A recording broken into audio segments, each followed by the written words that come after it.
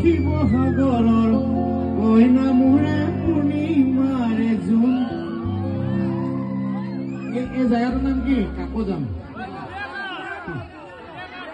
দুলীয়া গাঁৱৰ